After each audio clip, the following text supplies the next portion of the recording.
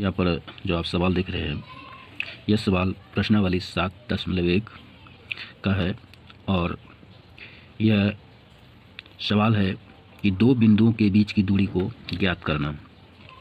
मतलब हमारे पास एक सवाल में 3 सवाल दिख रहे हैं। बिंदु 1 नंबर में है 2, 3 और 4, 1 के बीच में दूरी कितना है।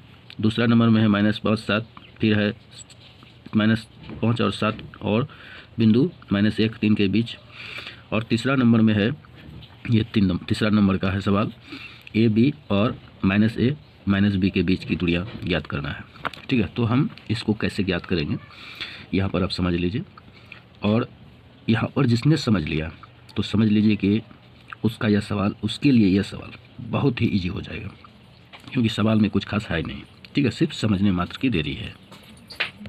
तो आप सवाल को समझ लिया, उसके बाद आप इस डायग्राम को समझ लेंगे। ठीक है, डायग्राम क्या कहता है कि ये हमारे पास इस तरह का डायग्राम है और ये क्या है, ये 4 पद है, पहला, दूसरा, तीसरा और चौथा। ठीक है, तो पाद बिंदु में x, प्रथम पद में जो पाद बिंदु है वह x का मान उसमें हमेशा प्लस होता है, ध्यान रखना चाहिए, और y का मान भी प्लस रहता है। लेकिन जैसे ही हम द्वितीय पाद में जाएंगे तो x का मान जो है माइनस हो जाएगा, किंतु y का मान क्या है, प्लस रहेगा। फिर हम तीसरा पाद में जैसे प्रवेश करते हैं तो x और y, ठीक है, दोनों का मान क्या है, माइनस हो जाता है। इस बात को ध्यान रखना है। और तीसरे से जब हम चौथा पाद में जाते हैं तो वहाँ पर क्या होता है, x का मान प्लस में होता है, मतलब धनात्मक होता है, और y का मान क्या होता है, ऋणात्मक होता है, माइनस। तो इस तरह से हमें क्या है, बिंदु का ज्ञान हो जाता है। तो यहाँ पर देखिए सवाल 1 नंबर का हम देखते हैं।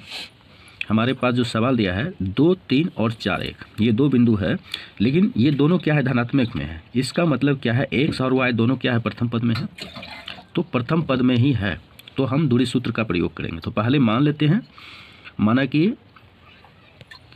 a बराबर, यानी बिंदु a बराबर, ठीक है, बिंदु a बराबर 2, 3, ठीक है, तथा बिंदु b बराबर 4 और 1, ठीक है। ये 2 बिंदु हो गया। अब ये जब हो गया तो हम यहाँ पर देखिए इसको क्या कहेंगे और इसको क्या कहेंगे। ठीक है, इस बात को ध्यान रखना है। ये x1, ये y1, ठीक है, ये x1 है, ये y1 है, अर्थात x1 बराबर कितना हो गया, ये 2, और y1 बराबर कितना हो गया, ये 3, तथा x2 b से चलते हैं। ठीक है, x2 ये हो जाएगा, क्योंकि x1 हुआ यहाँ तो x2 होगा, तो x2 कितना है यहाँ 4, और y2 कितना हो जाएगा यहाँ पर जो है 1। तो अब हम दूरी सूत्र का प्रयोग करते हैं। जब हमें ये पता चल जाता है बिंदु, तब हम दूरी सूत्र का प्रयोग करते हैं। दूरी सूत्र क्या है, मान ली 2 बिंदु ए बी है, मैंने माना है, तो उनके लिए x2 - x1 का whole square plus y2 - y1 का होल स्क्वायर। अब इसमें क्या करना है कि इनका मान धरना है। x2 कितना है ये देखना है, तो x2 मेरा 4 है, माइनस x1 कितना है 2 है, तो ये इसका स्क्वायर कर देंगे। ठीक, अब फिर प्लस है, प्लस रखेंगे, y2 कितना है और y1 कितना है, ठीक है 3 है, तो इसका हम स्क्वायर कर देंगे और इसको हल करेंगे, तो हमारा क्या आंसर आ जाएगा, मतलब ए बिंदु ए और बी के बीच की दूरी प्राप्त हो जाएगा। तो यहाँ देखिए 4 में 2 गया तो कितना बच गया, 2, 2 का स्क्वायर प्लस 1 में -3 जाएगा। ठीक है, तो 1 में -3 को घटाना है तो ये क्या हो जाएगा, 2 माइनस में इसका स्क्वायर।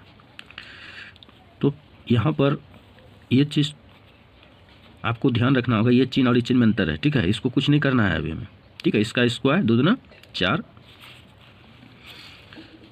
प्लस इसका स्क्वायर करेंगे तो माइनस माइनस प्लस हो जाएगा और 2 दूना 4 हो जाएगा, तो कितना हो गया, ये 8 हो गया। ठीक है, तो रूट के अंदर 8 आया है, तो 8 को हम 8 का जो रूट निकालेंगे तो ये कितना होता है 2√2। तो इस तरह से बिंदु ए और बी के बीच की दूरी कितना है 2√2, और इस तरह से मेरा सवाल 1 नंबर क्लियर हो जाता है। और बच जाता है हमारे पास 2 नंबर और 3 नंबर का। ठीक है, तो आप इसी आधार पर आप इस दोनों सवाल को बनाएंगे। अगर आपको नहीं समझ में आएगा तो आप मेरा अगला वीडियो देखेंगे, तो उसमें आपका ये सवाल बना हुआ मिलेगा। ठीक है, तब तक इस वीडियो को देखने के लिए बहुत बहुत धन्यवाद।